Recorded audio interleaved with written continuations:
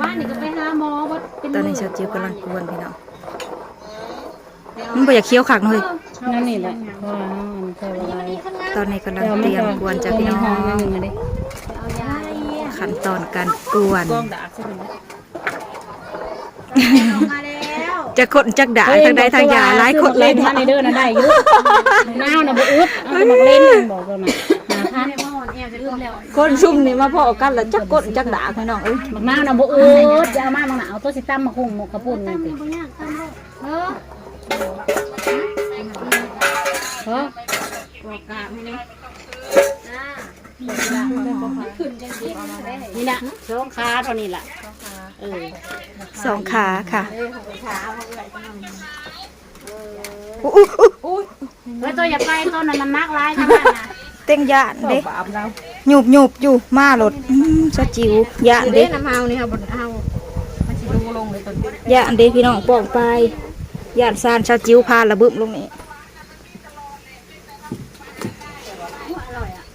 ไปเมื่อวานนี่ก็ปวดได้ไปหายาได้เล่นนิดนึง มันบ่ได้แก่ขักปานใดนี่เนาะมันยังอันน่ะมันยังเขียวๆอยู่ มาก็สิปอกกะอับแล้วกันหั่นน้อยๆจ้ะเอาแบบนั้น น้องดาวคนสวยค่ะ น้องดาวของใหญ่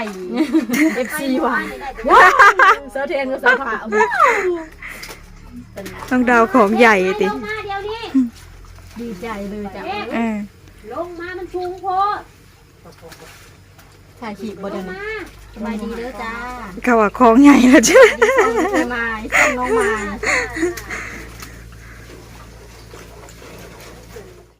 กล้องสองกล้อง ตอมอแต่แม่ให้ยังก่อน กันซะเนาะเกี่ยเพราะว่าจับตาให้สิบอตื่นไม่พี่น้องเอ้ยนั่นรถบ่วิธีเห็ดได้ เบิ่งวิธีชาวจิ๋วพาเห็ดเบิ่งเอาเฮ้ยวิธีทำเบิ่งไว้จืดอะไรจักอันเบิ่งไว้หักบ่ได้เห็ดอันนั้นจักเทื่อบ่ ว่ากันไม่อันนี้รอรับโทรศัพท์ไม่อันงัดสะดุ้งไม่งัดไม่วิธีถ่ายจ้าวิธีถ่ายคลิปค่ะคือวิธีถ่ายคลิปเลยอันเอาน้ำมันใส่แล้วก็เคี่ยวใส่จิ๋วเด็ดนะลูก ไปนอนไปเฮ้ย บ่พอเฮ้ยเอาอีกแล้วเฮ้ย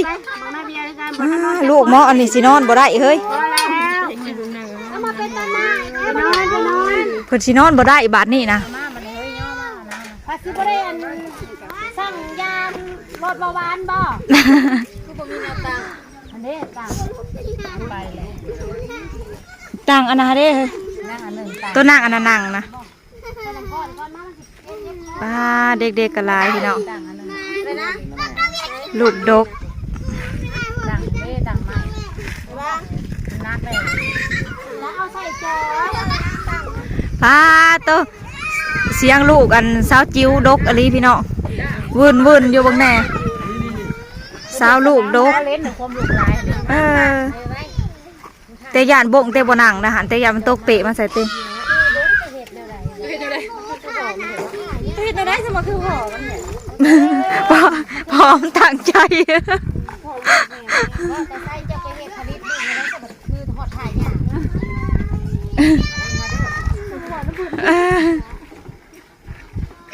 มียันฝันเนาะธนัดเซียนแหงโคมซันขันใด ขึ้นไว้แต่ได้ฮะ เซียน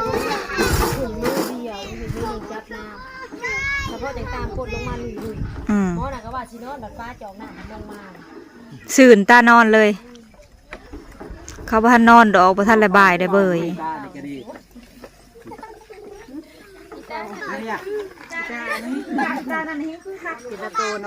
มีแต่ผู้คือบ่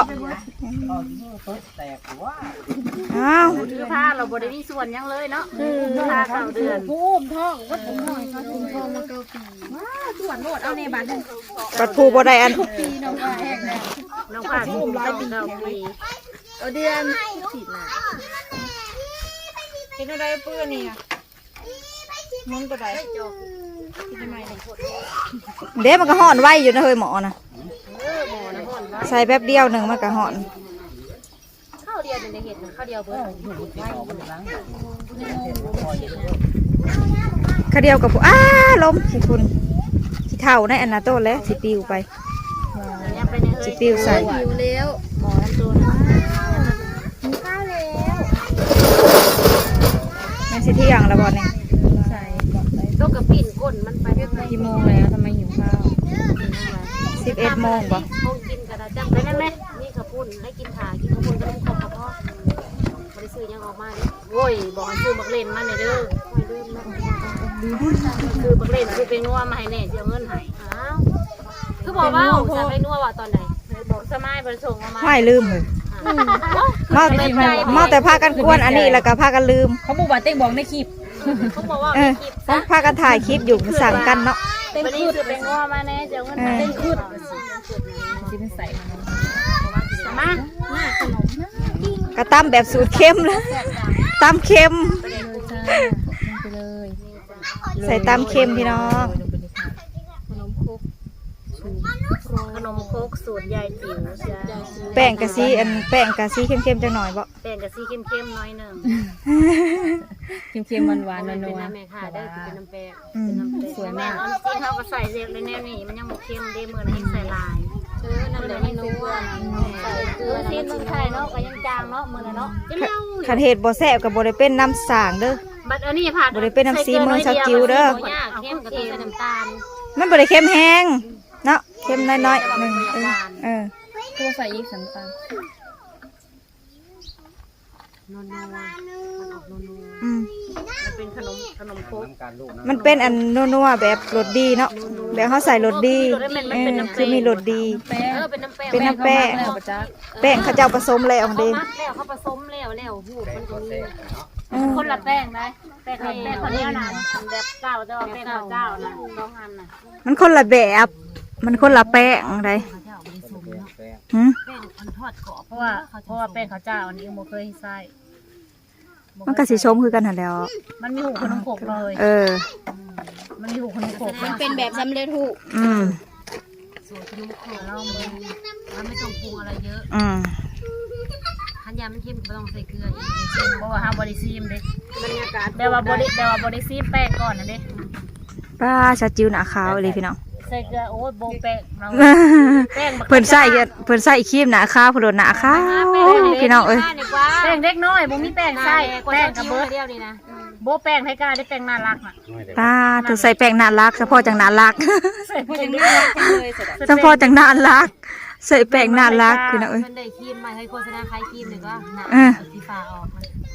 ครีมเศร้าพาทันเดโฆษณาอยู่ในคลิปแล้วขั้นว่านาเองฝ่าเมื่อกี้จะเอามาขายขายเศร้า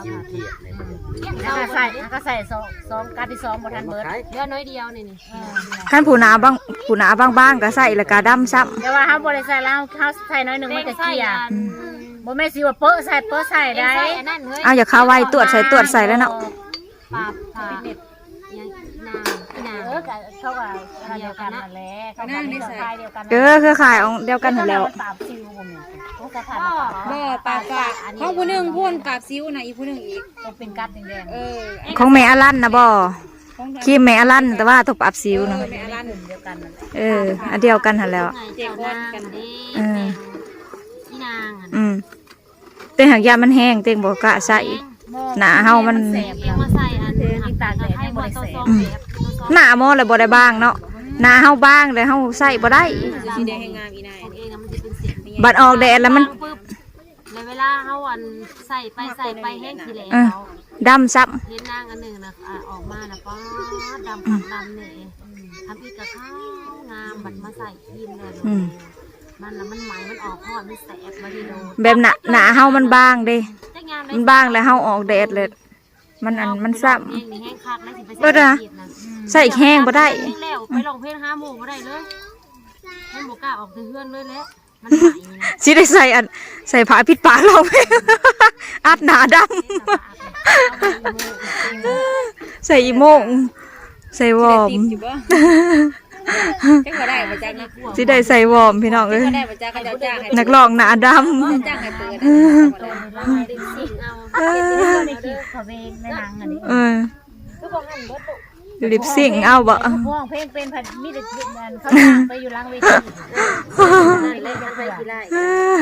ต่อไปสิเอาน้องสาวแหละไปอยู่ทางหน้าอีกอยู่หลังเอา เราแทนขึ้นเวทีแบบนี้ กับยายปือสิดาวเฮ้อ เอาปากเอา ขั้นปากว่านั่นหนูลองเองซะถึงให้ขั้นปากตีนเป็นปางนั่น เราเอง ลอกเองสะดอกติ เอาเองสะดอกตีน เราเองมาเสียงมาได้นี่แหละเนาะ อ่า ให้ของหูเลยน้องเวดีที โอ้อะไรเฮ้ย ท่านบริตรง อีกอย่างเขาก็ใส่เสียงบ่นั่นบ่เต็มที่เนาะ มันคือเขาลองเองพี่กลางคืนก็สิคือหูตัวใดอยู่ขับอยู่บ้านมัน แทนสุดมึง มันเหลือมมามักแม่เลย กินมันปี แทนมัน เมื่อถ่ายเลยบ่จักเฮ้ย เอามาใส่กลางมันจุกไว้ บัดใส่อีกเจ้าว่าสิไหมโวกอีกบ่จักเอาถ่านใส่แล้วอ่ะ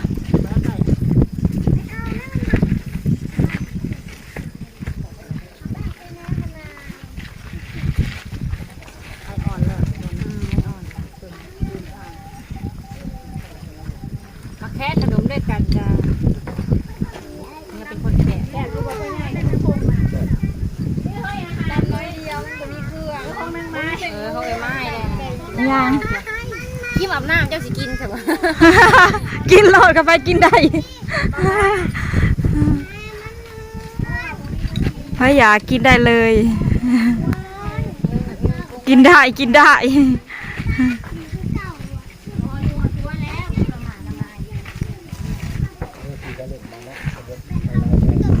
ก็สลิดทำไมเราหลุดจากมาบ่ไม้ แม่น สลิดเลยคือ ไม่ยัง ใส่ยังได้แทะสลิด แต่มันสีแบน